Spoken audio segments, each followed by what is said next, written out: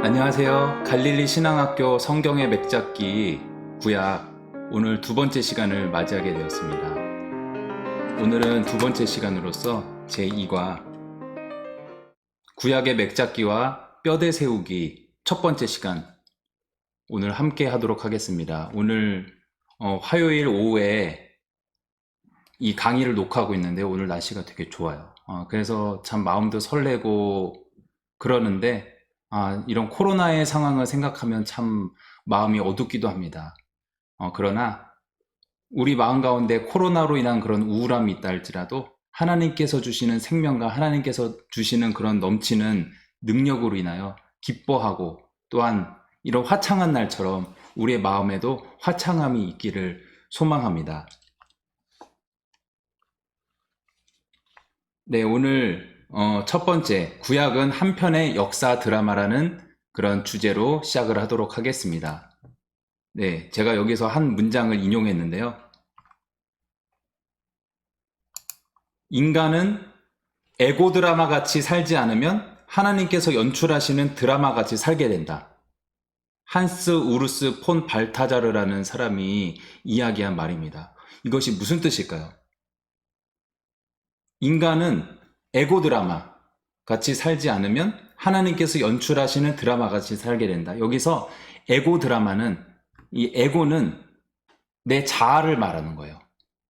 그래서 우리의 자기중심성, 내가 주인이 되어서 살아갔던 삶의 그런 패턴대로 살지 않으면 하나님께서 연출하시는 드라마 같이 살게 된다. 하나님께서 연출하시는 드라마, 이것을 떼오 드라마라고 하는데 하나님이 떼오고 드라마를 붙여서 하나님께서 연출하시는 드라마 떼오 드라마라고 하는데 그렇게 우리가 자기 중심성으로 살지 않고 정말 내가 나의 삶의 주인이 돼서 내가 스스로 이끄는 삶이 아니라 정말 하나님께서 이끄시는 삶에 우리가 이끌려갈 때 정말 하나님의 드라마로 살아갈 수 있다는 그런 이야기를 이 한스 우르스 폰 발타자르라는 분께서 이야기하고 있는 것입니다. 오늘 이 구약의 맥잡기 함께 하시는 여러분들도 저와 여러분들도 하나님의 드라마의 그런 주인공이 되고 또한 조연이 되고 또한 함께 기뻐하는 그런 시간이 되기를 소망합니다.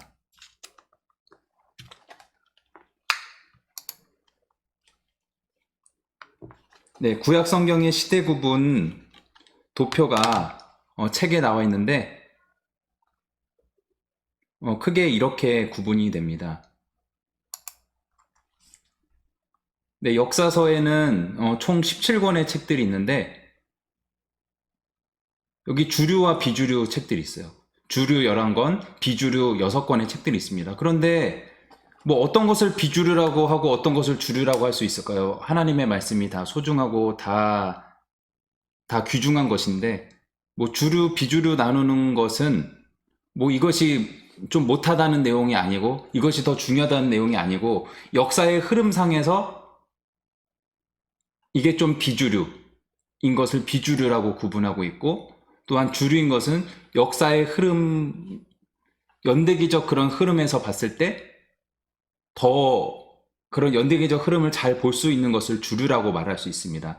그래서 주류의 책들을 보면은 창세기 1장부터 11장까지는 창조시대로 분류가 되고 창세기 12장부터 50장까지의 이야기는 족장시대로 분류가 됩니다. 그리고 출애굽기, 민수기가 출애굽 광야시대의 이야기라고 할 수 있습니다. 그리고 레위기, 신명기는 하나님의 말씀, 율법에 대해서 기록된 그런 책인데 이 율법에 대한 것은 일단 비주류로 이 강의에서는 다루고 있습니다. 그리고 네 번째, 정복시대를 다룬 이야기가 여호수아이고 다섯 번째, 사사시대의 이야기를 다룬 것이 사사기, 비주류에서는 룻기가 있습니다. 그리고 단일 왕국 시대에 사무엘 상하가 있고 열왕기상 1장부터 11장이 있습니다. 비주류 책에는 또 역대상이 있죠. 그리고 분열왕국 시대에는 열왕기상 12장부터 22장까지 그리고 열왕기하 전체 내용이 분열왕국 시대의 주류 그런 문서라고 볼 수 있고, 또한 비주류 그런 문서는 역대하입니다. 그리고 포로 시대에는 그런 역사서가 나오지 않았어요. 그리고 포로 귀환 시대에는 에스라, 느헤미야, 에스더 이런 책들이 그 당시의 역사의 정황을 보여주고 있습니다. 그 침묵 시대는 말 그대로 하나님께서 선지자들을 통해서 말씀하셨던 그런 말씀이 없었던 시대, 그래서 하나님의 말씀이 보이지 않았던 그런 침묵 시대, 한 400여 년간의 기간을, 예수님 오시기 전까지 그 400여 년의 기간을 침묵 시대라고 말합니다. 여기에 뭐 예언서 이사야, 예레미야, 에가, 호세야, 요엘, 아모스, 오바댜, 요나, 미가, 나훔, 하박국, 스바냐, 다니엘, 에스겔, 학개, 스가랴, 말라기.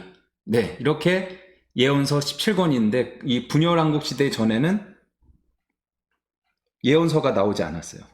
엘리야, 엘리사가 또 분열왕국 시대에 초창기에 활동하긴 하였지만 이들에 대한 문서 기록은 없습니다. 단지 이들의 행적이 구전으로만, 입에서 입으로만 전해져 내려오던 것이 또한 성경에 기록되어 있을 뿐이죠. 네, 역사서 17권 중에 모세오경 다 아시죠? 창세기, 출애굽기, 레위기, 민수기, 신명기 이렇게 5권을 토라라고 합니다. 이것은 하나님의 말씀, 율법의 기초, 가장 기본이 되는 것이 이 모세오경 토라라고 할 수 있습니다. 토라는 가르침, 법이라는 뜻입니다. 성경에서 가장 기본이 되는 것, 구약에서 가장 기본이 되는 것이 이 모세오경 토라라고 할 수 있습니다. 모세의 구전을 통해 기록된 것이 후대 또한 편집의 과정을 거쳐서 기록이 된 것이 이 모세오경입니다.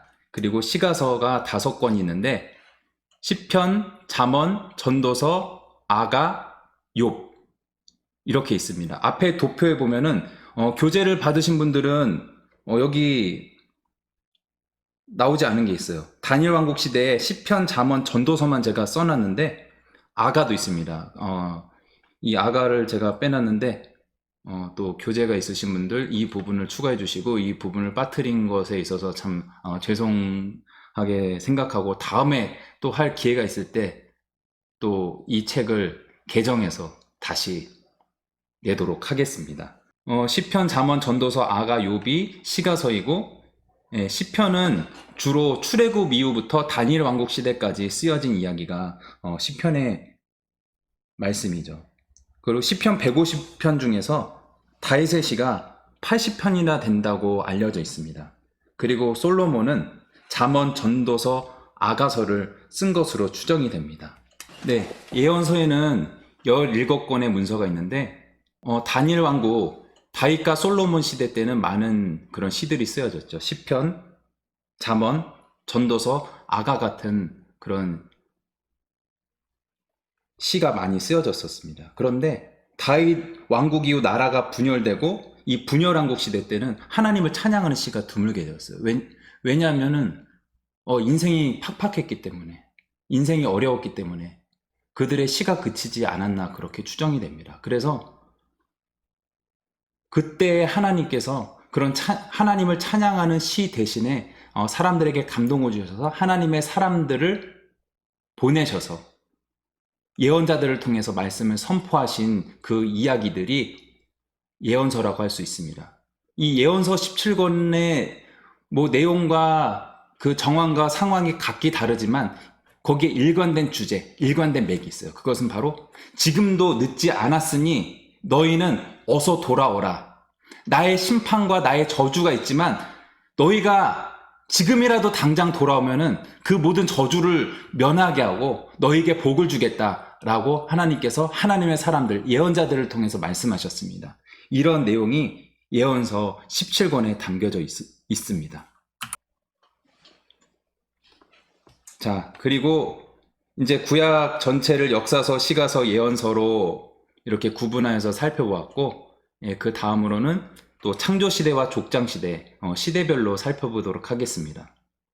창조시대 이야기는 창세기 1장부터 11장까지 기록이 되어 있어요. 그리고 족장시대는 12장부터 50장까지, 창세기 12장부터 50장까지의 이야기가 족장시대의 이야기입니다.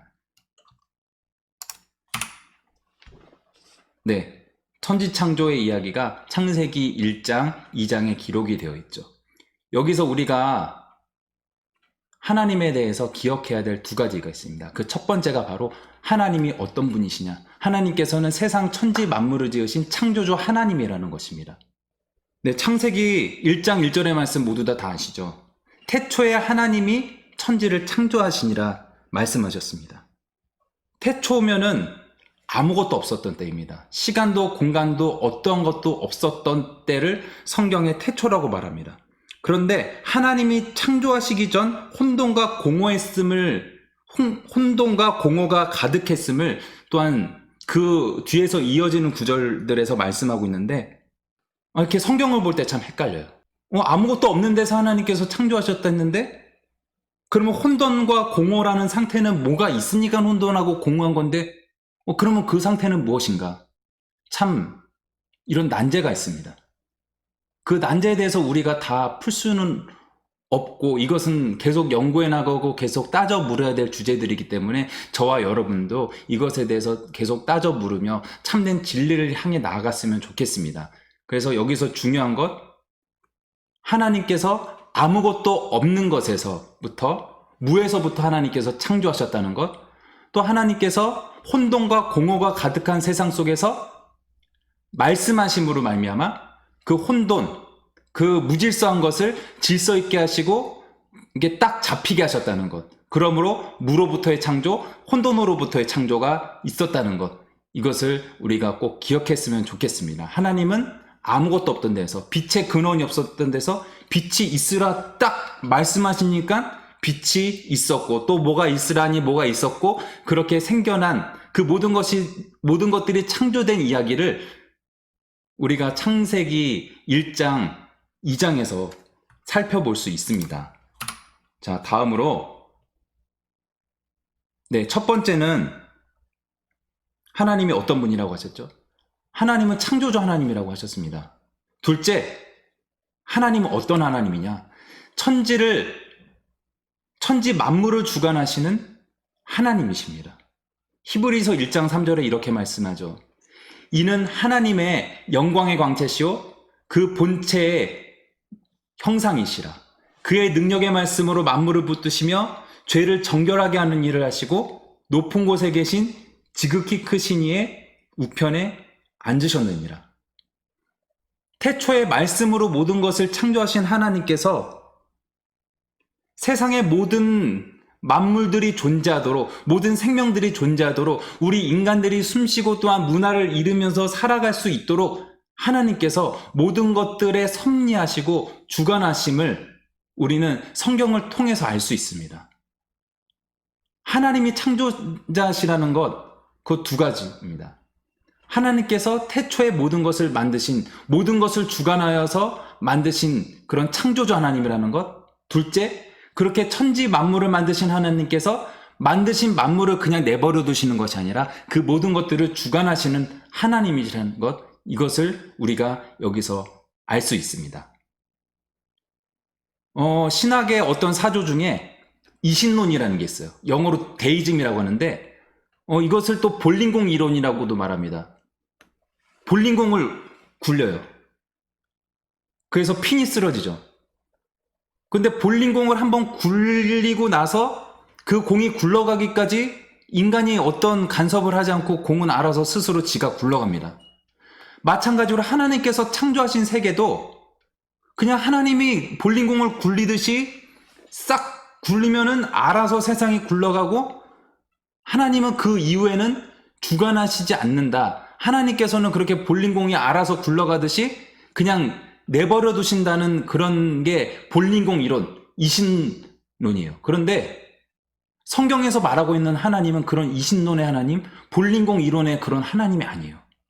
하나님은 창조하시고 그 모든 세상의 것들이 다 돌아가도록 다 섭리하시고 주관하시고 다 간섭하시는, 그 모든 것에 역사하시는 그런 하나님이심을 창세기에서, 그리고 모든 성경 66권에서 말씀하고 있습니다.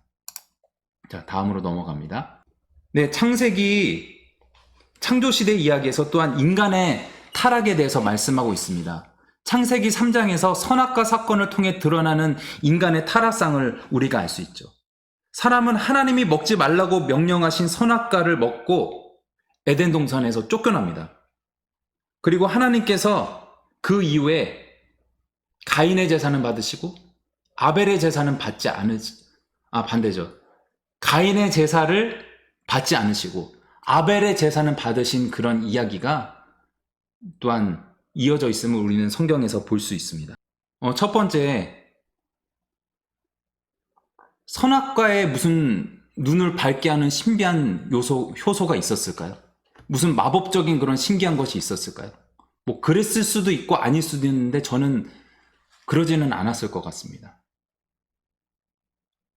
그런데 여기서 볼 수 있는 것, 선악과에 무슨 인간을 타락하게 하는 요소가 있느냐, 눈을 밝게 하는 요소가 있느냐, 그것이 중요한 것이 아니라 하나님께서 이것을 먹지 말라 하신 것을 인간의 주관대로 그것을 바꿔서 이거 먹어도 된다. 하나님이 이것을 먹으면 죽을까 염려하셔서 말씀하셨는데 이거 먹어도 죽지 않는다라는 그런 인간의 자의적인 해석 때문에 선악과를 따먹은 거기서 인간의 죄가 들어왔음을 말씀하고 있습니다. 중요한 것은 바로 이렇게 인간의 마음이죠. 또한 이 두 번째 이야기, 아담과 하와의 타락이고 또한 가인과 아벨의 그런 이야기에서 또한 이런 질문이 들어요. 자, 왜 하나님은 아벨과 그의 제사를 받으시고 가인과 그의 제사를 받지 않으셨을까? 가인이 드린 예물도 좋은 예물이에요. 좋은 제사예요. 농사하고 수고하고 결실한 것을 정성스레 하나님 앞에 바쳤습니다. 그런데 하나님께서 가인의 것은 안 받으시고 아벨의 것은 받으셨어요. 과연 왜 그러셨을까요? 그것에 대한 더 깊은 논의는 아마 다다음 시간에 또한 하게 될 것이기 때문에 더 길게 이야기하지는 않겠지만 여러분께서 이것을 질문으로 계속 간직하시고 또한 이 질문에 대해서 또한 깊이 생각해 보시는 그런 시간들을 가지셨으면 좋겠어요. 그런데 참고로 말씀드리자면은 가인의 이름의 뜻은 창조자, 얻다 이런 뜻입니다. 아담과 하와가 자신들의 능력으로 이 가인을 얻게 되었다라는 그런 의미가 내포된 이름이 가인이라고 말할 수 있어요. 그렇다면 동생 아벨의 이름의 뜻은 무엇일까요? 그렇게 가인의 이름이 창조자, 얻다 이런 좋은 뭔가 거창한 의미가 있는 이름인 반면에 아벨의 뜻은 거품, 무, 허무하다라는 뜻을 가지고 이런 이들의 이름을 봤을 때 그들의 성장 과정이 어떠했는지 또 그래서 하나님 앞에 그들이 어떤 제사를 드리게 되었는지 어떤 마음으로 하나님께 나아가게 됐는지 그것을 한번 유추해 보시면서 또한 깊이 생각해 보시면 2주 후에 우리가 함께 이 주제에 대해서 더 깊이 논의해 봤으면 좋겠습니다. 자, 그리고 세 번째, 창세기 6장에서 9장까지는 홍수 심판에 대한 이야기가 나옵니다. 아담과 하와 그리고 가인 이후에 세상은 더욱더 타락을 향해 갔습니다. 하나님이 지으신 원래 보기에 모든 것이 아름답고 좋고 또 좋고 좋았다는 그런 하나님의 말씀과 다르게 세상은 점점 타락을 향해서 가고 있었습니다. 하나님은 그런 세상을 그냥 두고 보실 수 없으셨어요. 그래서 창세기 6장 5절에 이렇게 말씀합니다. 여호와께서 사람의 죄악이 세상에 가득한가 그 마음으로 생각하는 모든 계획이 항상 악할 뿐임을 보시고 이렇게 말씀하고 있습니다. 그래서 하나님께서는 어떻게 하셨나요? 하나님께서는 세상을 심판하셨습니다. 창세기 6장 7절의 말씀입니다. 이르시되 내가 창조한 사람을 내가 지면에서 쓸어버리되 사람으로부터 가축과 기는 것과 공중의 새까지 그리하리니 이는 내가 그것들을 지었음을 한탄함이니라 하시니라. 하나님께서 모든 것을 좋게 처음에 만드셨지만 타락한 인간들은 하나님의 마음에 정말 맞지 않은, 정말 하나님과 참 코드가 안 맞는 그런 인간들로 전락해 버리고 말았습니다. 그래서 하나님께서 지은 것을 한탄하셨다고 이렇게 성경에서 말씀하고 있습니다. 하지만 그렇게 하나님의 근심이 되었던 인간들이지만, 그렇게 하나님이 창조하신 것을 후회할 만큼 그렇게 근심을 안겨드린 인간들이었지만, 그렇게 대다수의 모든 사람, 거의 모든 사람들이 그랬지만 그렇지 않은 사람들도 있었습니다. 성경에서 그런 사람들을 남은 자라고 이야기합니다. 또 그루터기라고 이야기합니다. 하나님은 그렇게 타락한 많은 사람들 중에서도 타락하지 않은, 새 속에 물들지 않은 그런 거룩한 씨앗들을, 그런 거룩한 사람들을 남겨두셨습니다. 그 사람이 바로 노아, 그리고 그의 가족들이죠. 성경에서는 이렇게 많고 많은 멸망해가고 타락해가는 사람들 속에서 그렇게 타락하지 않은 사람들, 물들지 않은 사람들, 잘못 나가고 엇나가고 있는 세상의 그런 흐름을 역행하고 거스르는 그런 사람들을 남은 자 혹은 그루터기라고 합니다. 지금 이 사진에 나와 있는 것이 바로 그루터기죠. 나무에 잘려진 밑둥에서 그 생명력이 없어 보이는 그곳에서 풀이 하나 둘씩 돋아납니다. 이렇게 생명이 없어 보이는 것 속에서도 생명은 그렇게 지면을 뚫고 나오고, 아스팔트 속에서도 잡초가 피어나듯이 그렇게 생명력이 질기고, 하나님께서 남겨두신 사람들, 그런 구루터기 같은 사람들이 있음을 이 창세기 6장에서 9장 이 홍수 심판 이 이야기 가운데서 말씀하실 뿐 아니라 성경 전체에서, 특별히 구약의 그런 예언서들을 통해서 이런 남은 자, 이런 그루터기 같은 사람들이 있음을 말씀하고 있습니다. 부디 저와 여러분들도 이 타락해가는, 이 어긋나고 있는 그런 세상 가운데서 남은 자, 그런 그루터기와 같은 사람들이 되기를 축복합니다. 네, 다음으로 창세기 10장, 11장에는 바벨탑 사건 이야기가 나오고 있습니다. 이렇게 남은 자들이 있었죠. 하나님께 거룩하게 구별된 그런 사람들이 있었습니다. 하지만 그런 남은 자의 후손들도 또 죄를 짓고 말았어요. 인간의 속성은 무엇이죠? 거룩하게 잘할 때도 있지만, 거룩하게 하나님을 경외하고 잘할 때도 있지만, 또 금방 타락해버리고 금방 잊어버리고 금방 죄의 습성으로 돌아가는 게 아담 이후 모든 인간의 공통된 속성이죠. 하나님의 뜻이 무엇인가요? 하나님께서 노아와 그 후손들에게 말씀하셨어요.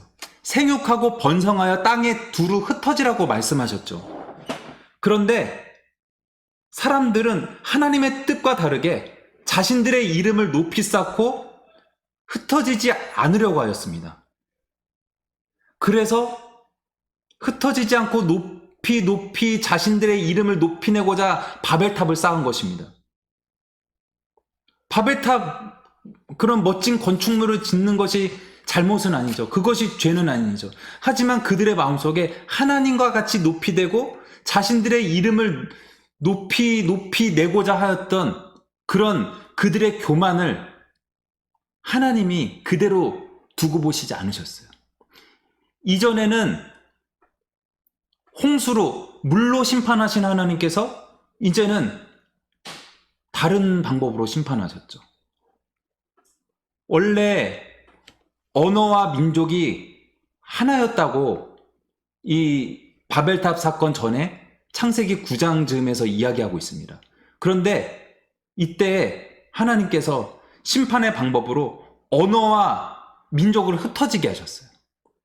그래서 바벨탑을 짓고 있는데 서로 말이 달라서 이게 말이 안 통하니까 자기들끼리 싸우다가 그냥 흩어져 버린 것이죠.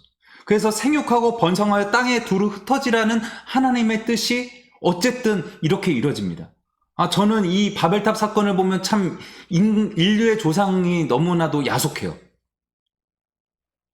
이들이 만약에, 역사에 만약은 없다고 하지만 만약에 그렇게 바벨탑을 쌓고 하나님 앞에 교만하게 하지 않았더라면 언어가 흩어지지 않았을 텐데, 그러면 우리가 영어를 배우기 위해서 제2외국어를 배우기 위해서 또 젊은이들은 그런 뭐 영어 공인 영어 점수를 내기 위해서 제2외국어를 배우기 위해서 고생하지 않아도 됐을 텐데 그것 때문에 피땀 흘리지 않아도 됐을 텐데 하는 그런 야속한 마음이 듭니다. 어쨌든 하나님의 심판으로서 이렇게 언어와 민족의 흩어짐의 사건이 있었던 것을 바벨탑 사건 이야기에서 말씀하고 있습니다. 네, 다음으로 이 창조시대를 지나 족장시대 이야기가 창세기 12장부터 50장까지 나와 있습니다. 이 창세기 1장부터 11장까지가 더 아마 오랜 기간의 이야기일 거예요. 이 세상의 기원과 또한 민족이 어떻게 형성되고 어떻게 흩어지는가 하는 그런 수천 년 혹은 수만 년의 그런 세월의 이야기를 담은 이야기가 창세기 1장부터 11장인데 창세기 1장, 2장의 창조 이야기에 대해서는 굉장히 자세하게 서술하고 있지만 그 이후의 이야기에 대해서는 되게 좀 짤막짤막하게 특정한 사건 외에는 되게 짤막짤막하게 나와 있어요. 그런데 이때 족장시대부터는 개인의 이야기에 대해서 굉장히 자세히 다루고 있습니다. 아브람, 이삭, 야곱, 또한 야곱의 아들인 요셉의 이야기에 대해서 이렇게 수많은 장을 할애하면서 이렇게 하나님께서 그들의 개인의 삶을 통해서 어떻게 또한 하나님의 이야기가 하나님의 드라마가 전개되고 있는지 이 족장시대의 그런 상세한 이야기를 통해 우리들에게 보여주고 계십니다. 예, 창세기 12장부터는 하나님의 나라를 이 족장들을 통해서 회복해 나아가는 하나님의 이야기입니다. 하나님 나라는 하나님이 통치하시는 영역이 하나님 나라이죠. 또한 이것이 왜 하나님 나라의 이야기인지 다음 화면을 보면 우리가 아실 수 있으실 것입니다. 국가의 3대 요소가 무엇인가요? 우리가 초등학교 때 다 배운 내용인데 국가가 성립하기 위한 중요한 3대 요소가 있습니다. 그것이 뭘까요? 첫째, 영토. 둘째, 국민. 셋째, 주권입니다. 자, 창세기 12장에 하나님께서 아브라함에게 하셨던 말씀을 통해 이런 영토의 약속, 국민의 약속, 주권의 약속이 담겨 있어요. 자, 첫 번째, 영토의 약속. 너는 너의 고향과 친척과 아버지의 집을 떠나서 내가 너에게 보여줄 땅으로 가라. 보여줄 땅, 하나님께서 지시하실 그 땅을 약속하고 계세요.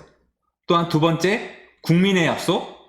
내가 너로 큰 민족을 이루고 내게 복을 주어. 자식이 없었던 아브라함에게, 조카밖에 없었던 아브라함에게 큰 민족을 이루고 바다의 모래와 같이 하늘의 별과 같이 수많은 자손들을 아브라함에게 주겠다고 하나님께서 그렇게 약속하여 주셨습니다. 이렇게 수많은 국민을 주겠다고 하나님께서 약속하셨습니다. 세 번째, 주권의 약속. 너를 축복하는 자에게는 내가 복을 내리고 너를 저주하는 자에게는 내가 저주하리니. 우리가 선포하는 대로 또한 우리가 그렇게 나아가고 결단하고 또한 하나님의 뜻을 따라 순종하며 나아가는 그 삶대로 그렇게 되게 해 주리라는 그런 주권의 약속을 하나님께서 아브라함에게 그리고 이 족장시대의 그런 모든 사람들에게 또한 오늘날 우리들에게 그렇게 주고 계십니다. 그러면 아브람, 이삭, 야곱, 요셉의 이야기를 더 자세히 살펴보도록 하겠습니다. 네, 첫 번째 아브람의 이야기입니다. 하나님께서는 하나님 나라를 선포하시려고 아브람을 불러주셨어요. 어떤 사람들은 이렇게 이야기를 하곤 합니다. 세상에 많고 많은 사람들이 있었을 텐데 왜 하필이면 아브람을 선택하셨을까? 왜 수많은 사람들을 하나님께서 그냥 불러서 구원하시고 하나님 나라를 이루는 그런 일들을 하신 게 아니라 왜 아브람만 편애하셨을까? 아브람만 콕 집으셨을까? 그런 이야기를 하는 사람들이 있습니다. 그런데 하나님이 아브람을 택하셨다는 것도 맞죠. 그런데 하나님께서 그 특정한 한 사람만을 선택하셨다기보다는 하나님께서 아브람을 통해 원래는 세상에 없었던 민족을 새롭게 창조하신 것이라 할 수 있습니다. 아담과 하와의 타락 이후 모든 인류는 하나님과의 관계, 하나님과의 생명에서 끊김으로 죽을 수밖에 없는 존재가 되었죠. 그런데 하나님께서 아브라함이라는 한 사람을 통해서 새로운 민족을 창조하시고 또한 그 민족들을 통해서 다른 민족들도 구원하시고 온 세계가 하나님의 영광을 보고 아브라함을 통해서 하나님 나라가 시작되고 전파되게 하시기 위해서 하나님께서 아브라함이라는 한 사람을 불러주셨습니다. 아브라함이 어느 지역에 살던 사람인가요? 갈대아 우르 지역에 살던 사람이죠. 그의 아버지는 데라라는 사람입니다. 아버지 데라가 무슨 일을 하던 사람이었나요? 그에 대해서 알려져 있기를 우상을 파는 장사꾼으로 알려져 있습니다. 이 지역, 갈대아 우르 지역은 우상 숭배가 만연했던 지역이고 그런 바벨론의 신 마루둑을 섬기는 그런 지역이었습니다. 그의 아버지의 직업도 여호와 하나님과 별 상관이 없는 그런 우상을 만들어 파는 장사꾼이었을 정도니까요. 그런데 하나님의 절대 주권으로 아브라함을 택하여 부르셨고 아브라함은 하나님께 순종하여 나아갔습니다. 하나님께서 아브라함을 부르실 때 특정한 지역 여기로 가라. 특정한 어떤 진짜 딱 정해진 디테일한 뭔가를 알려주신 게 아니에요. 성경에서 분명히 하나님이 지시하실 땅, 하나님이 알려주실 땅으로 아브라함이 믿음으로 나아갔다고 말씀하고 있습니다. 아브라함은 어디로 갈지 몰랐어요. 어떤 지역으로 갈지 뭐 대충의 그런 전체 퍼즐 가운데 뭐 퍼즐 한 조각 같은 것은 있었지만 정확한 것은 알 수 없었습니다. 아브라함이 바란 것은 그 가나안 땅이라는 어떤 젖과 꿀이 흐르는 그런 좋은 땅을 바라보며 간 것이 아니라 단지 그것을 지시하시고 그것을 인도하시고 그렇게 약속하시는 하나님을 믿음으로 그 길을 떠난 것입니다. 부유한 삶이 보장된 갈대아 우르 지역이 아니라 또한 발달되어 있는 신도시 문화를 그 당시 형성했던 하란 지역이 아니라 하나님이 지시하시는 미지의 땅, 그 모험의 세계로 하나님께서 아브라함을 부르시고 또한 오늘날 우리들을 부르심을 믿습니다. 자, 다음으로는 이삭과 야곱의 이야기입니다. 이삭의 이야기는 별로 없어요. 이야기가 왜 별로 없을까요? 이삭은 순종의 전형입니다. 또 이삭이 뭐 불순종한 이야기도 있지만 뭐 아브라함이 불순종했던 그런 부분들과 겹치는 부분이 있습니다. 자기 아내를 누이라 속였던 그런 일들, 그냥 아브라함의 삶과 거의 겹치는 부분이라 할 수 있고 그런 몇몇 사건들 외에 이삭의 삶에 뭐 특정한 뭐 이렇다 할 만한 이야기가 별로 없어요. 그래서 이 성경을 볼 때 이삭의 이야기를 읽으면 사실 심심해요. 순종을 잘하면 인생이 그렇게 굽어돌지 않기 때문에 이게 드라마로 봤을 땐 이야기가 재미없어요. 이삭은 굉장히 재밌는 삶, 굉장히 하나님과 동행하는 그런 기쁨의 삶을 그런 행복한 삶을 살아갔을지는 모르지만 우리가 이 이야기를 읽을 때 재미는 없습니다. 그런데 야곱의 이야기를 보면 어떤가요? 참 재밌습니다. 그의 성품이 좀 속이기도 잘하는 사람이었고 또한 아들을 편애하는 그런 성품도 가진 사람이었고 여러 가지 성품의 그런 좀 문제도 있었고 여러 가지 그런 하나님께 불순종하는 그런 성품도 있었던 사람이기 때문에 그가 하나님께 순종하고 또한 하나님께서 약속하신 그곳으로 나아가기까지의 그 여정이 굉장히 길고 굉장히 험난합니다. 그래서 야곱의 삶은 굉장히 고난의 삶, 그런 험악한 세월이었겠지만 우리가 이 이야기를 읽을 때 굉장히 재밌어요. 굉장히 스펙타클한 인생입니다. 하지만 중요한 것은 그의 성품과 또 별개로 야곱은 하나님의 약속을 굳게 붙잡은 사람입니다. 창세기 28장 13절 15절에서 이렇게 말씀합니다. 야곱이 형을 피해 도망간 그 베델에서 간밤에 하나님께서 환상 중에 이렇게 말씀하신 것입니다. 나는 여호와니 너의 조부 아브라함의 하나님이요 이삭의 하나님이라. 내가 누워있는 땅을 내가 너와 내 자손에게 주리니 내 자손이 땅의 티끌같이 되어 내가 서쪽과 동쪽과 북쪽과 남쪽으로 퍼져나갈지며 땅의 모든 족속이 너와 내 자손으로 말미암아 복을 받으리라. 내가 너와 함께 있어 내가 어디로 가든지 너를 지키며 너를 이끌어 이 땅으로 돌아오게 할지라. 내가 내게 허락한 것을 다 이루기까지 너를 떠나지 아니하리라 하신지라. 비록 성품에 여러 가지 모난 부분이 있는 그런 야곱이었지만 하나님께서 그를 그 땅으로 다시 돌아오게 할 것이라 이렇게 약속하셨습니다.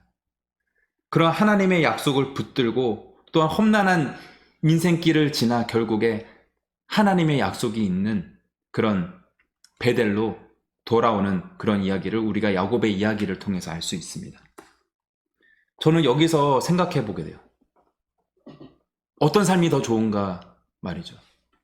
이삭과 같이 좀 모험이 없는 조금 심심한 삶, 야곱과 같이 스펙타클한 삶, 뭔가 스토리가 많은 삶. 여러분은 어떤 삶을 살고 싶으신가요? 뭐 간증거리가 많기 위해서는 사람들에게 많은 이야기들을 전해주고 나 때는 말이야, 나 때는 이랬는데, 나 때는 어떻게 하나님을 경험했는데, 이런 이야기를 전해주기 위해서는 야곱의 인생이 더 효과적일 것입니다. 그런데 이삭과 같이 심심해 보이는 삶이라 할지라도 하나님께서는 이 삶 가운데 동행하시고 그는 순종의 삶을 살아감으로 그렇게 그다지 험악한 세월을 겪지 않았습니다. 그런데 별로 이야기거리가 없는 이삭의 삶이죠. 어떤 삶이 더 낫다고 단정 지을 수는 없습니다. 하지만 여러분들 어떤 삶을 사실지, 어떤 삶을 살게 되실지, 또한 여러분들께서 어떤 삶을 살아오셨는지를 한번 생각해 보셨으면 좋겠습니다. 네, 다음으로 넘어갑니다. 아브라함의 하나님, 이삭의 하나님, 야곱의 하나님이라고 성경에서 말씀하고 있죠. 그런데 요셉의 하나님이라고는 하는 구절은 없어요. 왜 아브라함의 하나님, 이삭의 하나님, 야곱의 하나님이라고 하지만 요셉의 하나님이라고는 말씀하지 않을까요? 이 세 명의 족장들과는 하나님께서 직접 약속을 하신 그런 이야기들이 있습니다. 이삭에게 직접 나타나셔서 하나님께서 말씀하신 그런 장면은 없지만 아버지 아브라함에게 하셨던 그 약속의 말씀을 붙잡고 이삭은 순종하는 삶을 살았던 것 같습니다. 그래서 아브라함의 하나님, 이삭의 하나님, 야곱의 하나님, 이 세 명의 사람들에게 하나님께서 다 말씀하셨고 그 언약을 붙잡았습니다. 하지만 하나님께서 요셉과는 직접 언약을 맺지 않으셨어요. 직접 무언가 음성으로 들려주시고 뭔가 환상을 보여주시고 뭔가 지시해 주신 그런 게 요셉에게는 없습니다. 단지 그에게 꿈으로 간접적으로 비유적으로 말씀하셨을 뿐이죠. 그런데 너는 이렇게 하여라, 너는 저렇게 하여라, 너는 여기로 가라, 저기로 가라, 동쪽으로 가면은 귀인을 만날 것이다, 남쪽으로 가면은 활을 만날 것이다, 이런 거 말씀해 주지 않으셨어요. 대신 하나님께서는 요셉에게 하나님의 꿈을 주셨고 또한 요셉에게 믿음을 주셨습니다. 요셉에게 정확한 하나님의 약속은 없었지만 그에게는 믿음이 있었습니다. 요셉은 고난 가운데서 끊임없이 자신의 욕심을 죽이고 또 성실과 정직으로 살아감으로 하나님께서 그를 높이셨습니다. 그가 애굽의 총리가 되려고 한 적이 없었죠. 그가 뭔가 높이 되고자 한 적이 없었습니다. 단지 꿈의 이야기를 통해서 그렇게 높이 될 것이다 라는 그런 것을 얼추 예상을 했을 뿐 그렇게 될 것이라고 원해서 된 것이 아닙니다. 그가 고난을 겪고 싶어서 겪은 것이 아닙니다.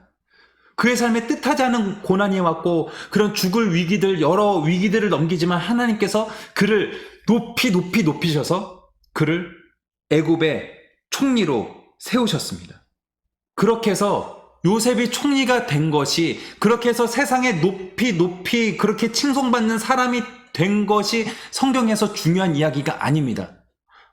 우리의 자녀들이 그래서 요셉과 같이, 요셉이 총리가 된 것 같이 다 의사가 되고 다 판사가 되고 다 검사가 되고 변호사가 되고 다 사자 붙는, 목사는 아니고 뭐 어쨌든 그런 사자가 붙는 사람이 꼭 되어야 하는 것이 성경에서 중요한 메시지는 아니에요. 요셉이 그렇게 높이 됨으로, 요셉이 그렇게 지도자의 위치에 있음으로 인해서 이스라엘 민족을 구원하는 그 일에 하나님께서 요셉을 사용하셨습니다. 요셉의 성공 이야기보다 더 중요한 것이 바로 이것입니다. 하나님께서 요셉을 사용하셔서 요셉뿐만이 아니라 그의 가족뿐만이 아니라 온 민족을 구원하고 온 세상을 구원하는 일에 요셉을 쓰셨다는 것입니다. 저와 여러분이, 그리고 우리의 자녀들이 그렇게 요셉과 같이 하나님께 쓰임받음으로 많은 사람들을 구원케 하고 많은 사람들을 영화롭게 하고 많은 사람들에게 선한 영향력을 끼치는 그런 사람들이 되기를 간절히 소망합니다. 자, 이제는 창세기의 이야기가 끝나고 출애굽과 광야 시대 이야기, 출애굽기에서 이것이 전개되고 있습니다. 네, 첫 번째 출애굽 사건에서 400여 년 전에 이 요셉을 통해서 야곱의 12아들과 70명의 가족이 애굽에 정착하게 되죠. 애굽의 고센 땅이라는 곳에 정착하게 됩니다. 고센 땅은 농경지가 아니에요. 목축지입니다. 농사를 주로 짓는 이집트 애굽 지역에서 이 야곱의 아들들, 이 야곱의 가족들은 그런 목축을 하는 그런 사람들이었습니다. 그래서 목축을 하는 고센 땅에서 그들은 정착해서 그렇게 살게 됩니다. 그곳에서 야곱의 가족들은 좋은 대접을 받으며 잘 살아왔죠. 그래서 야곱의 자손들이 번성하여 나중에는 그 수가 하늘의 별, 바다의 모래와 같이 많아졌어요. 아브라함에게 하신 약속과 같죠. 너의 민족이 그렇게 하늘의 별, 바다의 모래와 같이 많게 될 것이다 라는 약속이 이렇게 애굽에서 이루어지게 됩니다.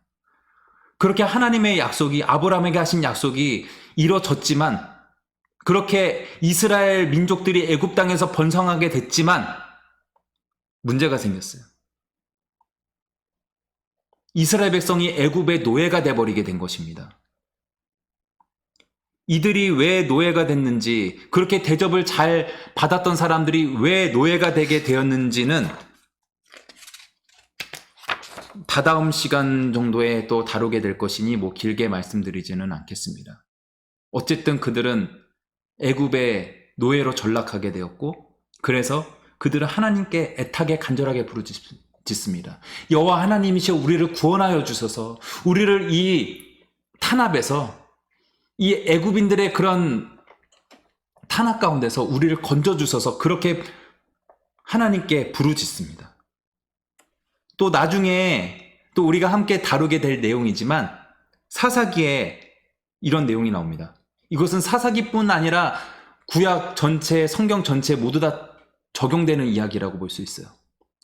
성경 전체에 나타나는 그런, 특별히 사사기에 나타나는 도식이 있습니다. 그것은 죄, 또한 죄에 대한 하나님의 징벌,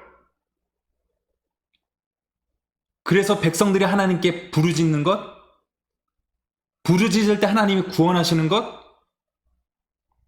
구원돼서 하나님의 구원의 역사를 경험하고 난 후에 백성들이 또 교만해져서, 또 나태해져서 죄를 짓게 됩니다. 그래서 또 징벌이 오고, 징벌이 와서 또 나 못 살겠다, 나 죽겠다, 또 그렇게 하나님께 부르짖습니다. 그러면 하나님께서 또 구원하시고, 또 죄짓고, 또 징벌이 오고, 부르짖고, 구원하고, 그런 악순환의 사이클이 계속 도는 것이 구약의 이야기, 또 성경 전체 이야기죠. 이때도 중요한 것은 애굽의 노예가 돼서 그렇게 피라미드를 건설하고 스핑크스를 건설하던 이스라엘 백성들이 그들의 하나님께 부르짖었다는 거예요. 그런데 우리가 여기서 구별하여서 알아야 될 것이 있습니다. 그것은 뭐 성경의 다른 부분에서는 죄에 대한 징벌로서 그렇게 하나님의 무엇인가의 징벌이 오게 되고 역사의 심판이 오게 되고 거기서 부르짖을 때 하나님이 구원하셨다는 것인데 이 출애굽 상황에서도 백성들이 하나님께 부르짖음으로 하나님께서 구원하신 건 맞아요. 그건 똑같아요. 그런데 다른 것이 있습니다. 출애굽은 엄연히 말해서 죄에서의 구원이 아니라는 거예요. 그들이 무슨 소소한 죄들은 있었겠죠. 뭐 누구의 돈을 훔치거나 뭐 삥땅을 치거나 뭐 이렇게 누구를 좀 울렸거나 그런 작은 죄들은 있을 것입니다. 그런데 그런 죄들이 아니라 뭐 민족의 큰 죄의 그런 모습들 때문에 심판을 받은 것은 아니에요. 출애굽 사건은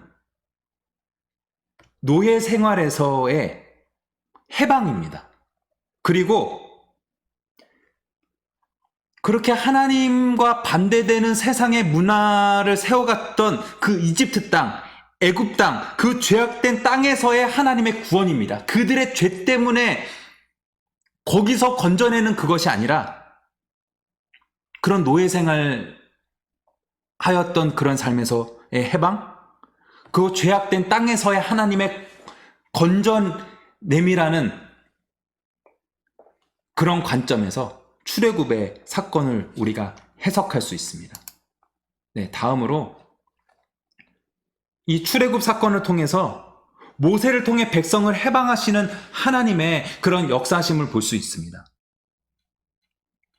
하나님께서 그의 종 모세를 훈련시키시고 또한 모세를 다시 애굽 땅에 보내셔서 그렇게 그들을 노예 생활에서 해방하고 참된 자유를 얻게 하시는 그 일에 하나님의 사람 모세를 사용하여 주셨습니다.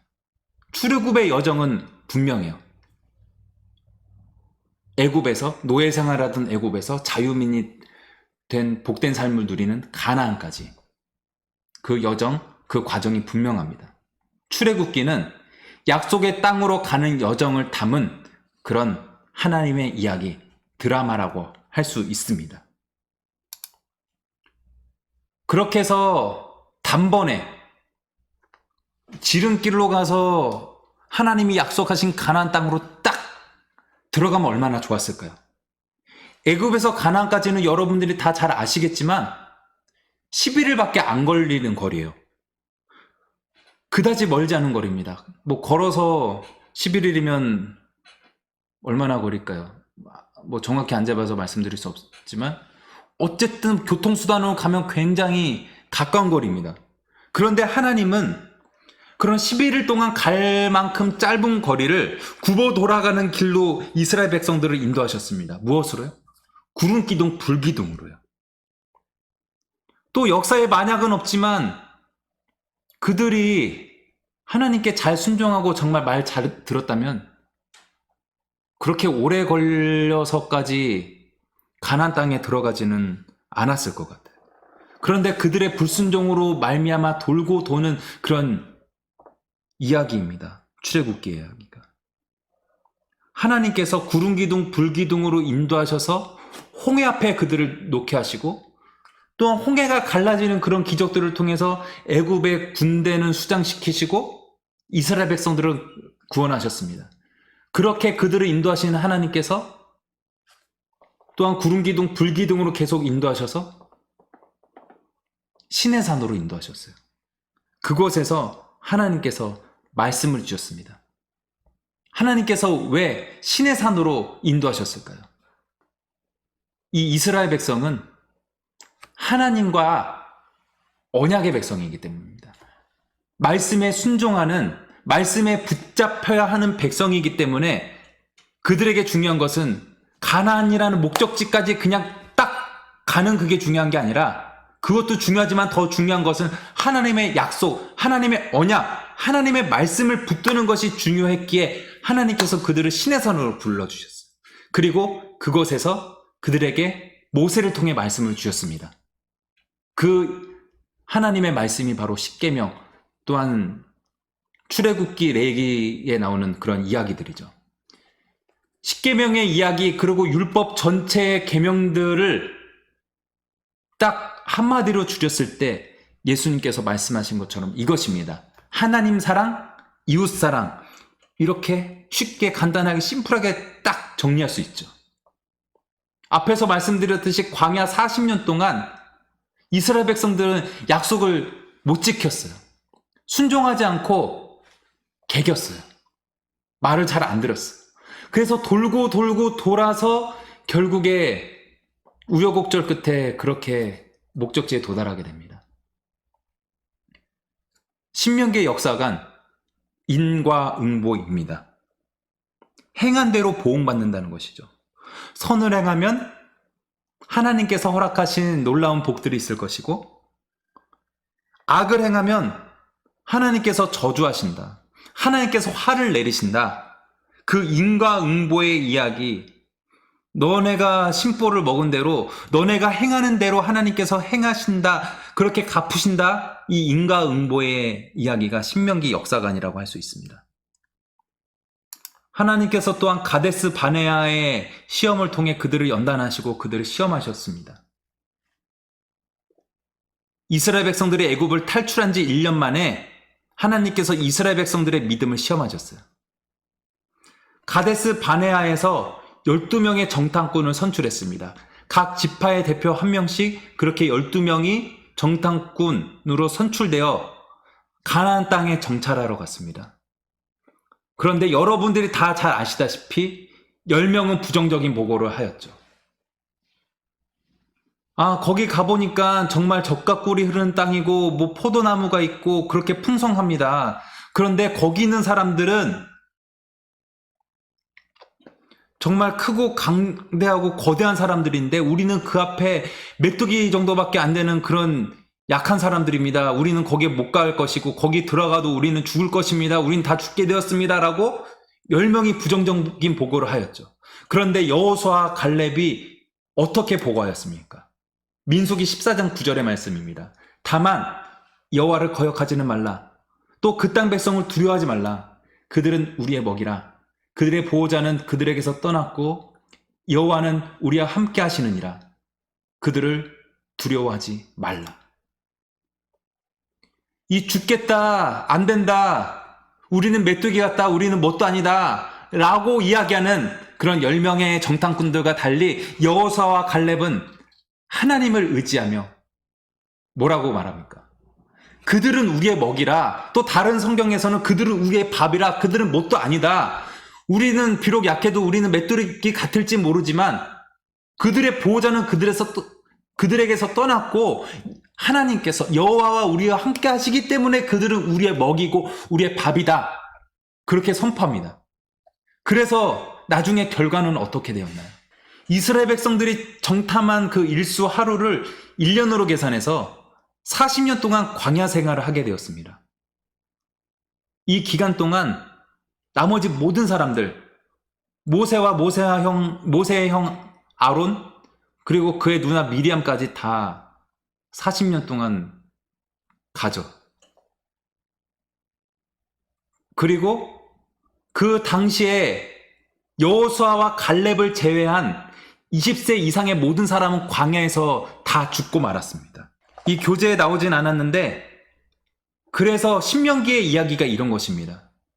40년 후에 그 하나님의 말씀, 언약의 말씀, 그 율법의 말씀을 제대로 듣지 못했던 그런 그 당시 어린이들이 있었어요. 이들이 이 하나님의 율법, 하나님의 말씀을 잘 모르니까 모세가 마지막 설교를 하는 것입니다. 신명기의 이야기가 누가 하는 이야기인가요? 모세가 하는 이야기입니다. 어디서 하는 이야기인가요? 요단 동편 모압 평지에서 그 약속의 땅 젖과 꿀이 흐르는 가나안 땅을 앞둔 그곳에서 하는 말씀입니다. 그리고 모세가 누구에게 그 말씀을 전하고 있나요? 이 출애굽 광야 2세대들에게 그 이전에 40여 년 전에 하나님의 말씀, 그 언약의 그 사건들을 경험하지 못했던 그런 그 후 세대들에게 모세가 전하는 마지막 설교가 신명기입니다. 저는 오늘 이 강의를 준비하면서 여러 가지 생각이 들었습니다. 오늘 많은 내용들이 있었는데 여러분들은 어떤 내용이 와 닿으셨나요? 우리의 삶에 하나님께 순종하는 그런 믿음이 있다면 우리 인생은 그렇게 굽어 돌아가는 길이 되지 않을 것입니다. 하지만 우리가 불순종할 때 하나님께서는 굽어 돌아가는 길을 걸어가게 하세요. 이스라엘 백성들이 오랜 동안에 그런 40년 동안의 광야 생활을 한 이유는 하나님의 징벌이기도 합니다. 그들이 말 안 들었기 때문에 하나님께서 심판하시는 그런 생활이 광야 생활이기도 해요. 그런데 다른 관점에서 보면 광야는 심판만인 것이 아니에요. 광야 생활은 하나님이 그들을 하나님의 백성답게 하나님 나라를 상속받을 그런 젖과 꿀이 흐르는 그런 약속의 땅을 상속받을 만한 정말 괜찮은 하나님의 사람들로 만드시기 위해서 그들을 연단하시는 이야기라고 할 수 있습니다. 그렇기 때문에 그들의 광야 생활이 꼭 안 좋은 생활이었다고, 꼭 고난의 삶이었다고만은 볼 수 없습니다. 하나님께서 우리의 삶에 또한 광야 같은 상황을 두셨을 수 있어요. 그런 어려운 상황들을 두셨을 수 있습니다. 하지만 하나님께서 그 가운데 우리를 연단시키시고 훈련시키세요. 자, 그래서 오늘 제가 이런 찬양을 준비해 보았습니다. 나의 가는 길이라는 찬양이죠. 주님께서 우리의 모든 길을 아시고 우리의 모든 삶을 아십니다. 때로는 그 길이 보이지 않아도 주님께서 우리를 위해 일하십니다. 이 시간 함께 강의를 들으시는 분들 함께 이 찬양으로 고백했으면 좋겠습니다.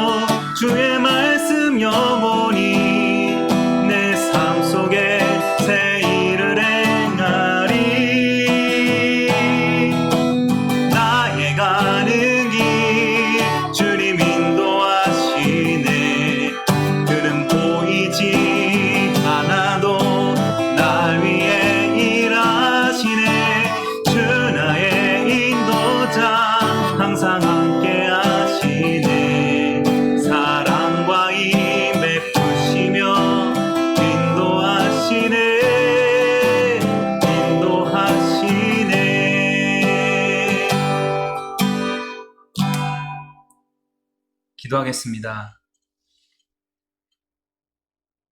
하나님, 오늘도 이 성경 맺잡기 시간을 통해서 우리가 이렇게 유튜브로 남아 함께 할 수 있게 하여 주심에 감사드립니다. 우리가 지금 비록 대면하지는 못해도 비대면으로 남아 이렇게 서로 함께 나눌 수 있는 시간들을, 그런 공간들을 허락하여 주심에 감사드립니다. 주님, 오늘 우리가 많은 내용들을 훑고 지나갔습니다. 이 가운데 우리가 많은 것들을 기억하게 하시고 또한 그것을 삶에 실천하며 살아갈 수 있도록 인도하여 주시옵소서. 성경에 많은 인물들이 나오고 많은 이야기들이 나오는데 불순종으로 인해서 심판을 초래한 사람들의 이야기도 나오고 또한 순종함으로 말미암아 하나님의 놀라운 복을 소유했던 그런 사람들의 이야기도 나옵니다. 그런데 하나님께서 때로 심판하실 때에라도 하나님의 심판만이 있는 것이 아니라 하나님께서 훈련시키시고 연단시키시고 그래서 하나님의 말씀을 받기에 하나님의 그런 언약의 백성으로 합당하게 그렇게 빚어가시는 그런 하나님의 이야기, 그런 하나님의 드라마를 오늘 우리가 목격하게 되었습니다. 우리의 삶도 하나님께서 써내려가시는 그런 테오 드라마, 하나님의 드라마가 되기를 소망합니다. 우리 자아의 드라마, 우리의 성공의 신화를 써내려가는 것이 아니라 그런 번영의, 우리가 이렇게 해서 번영했다는 그러한 이야기들만을 써내려가는 것이 아니라 하나님께서 우리 삶에 역사하신 그런 이야기들을, 그런 드라마를 우리 삶 가운데 써내려가길 원하오니 주님 역사하시고 주님 주관하여 주시옵소서. 우리를 태초에 계획하시고 창조하신 하나님께서 우리의 삶을 또한 주관하시고 인도하시고 항상 섭리하여 주심을 믿습니다. 그 하나님을 늘 변함없이 신뢰함으로 한 걸음 한 걸음 믿음으로 걸어가는 우리가 될 수 있도록 주여 인도하여 주시옵소서. 주님께서 언제나 어디서나 우리와 함께하여 주심을 믿고 감사드리며 이 모든 것 우리 주 예수님의 이름으로 기도드립나이다. 아멘. 네, 감사합니다.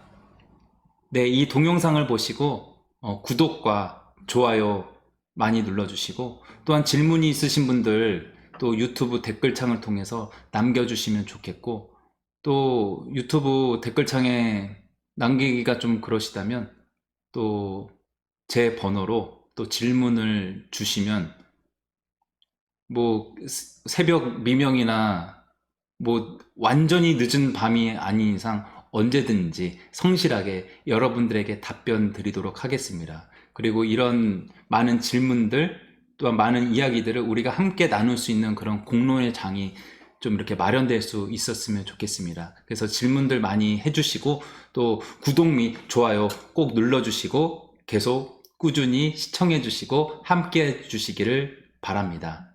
네, 수고하셨습니다.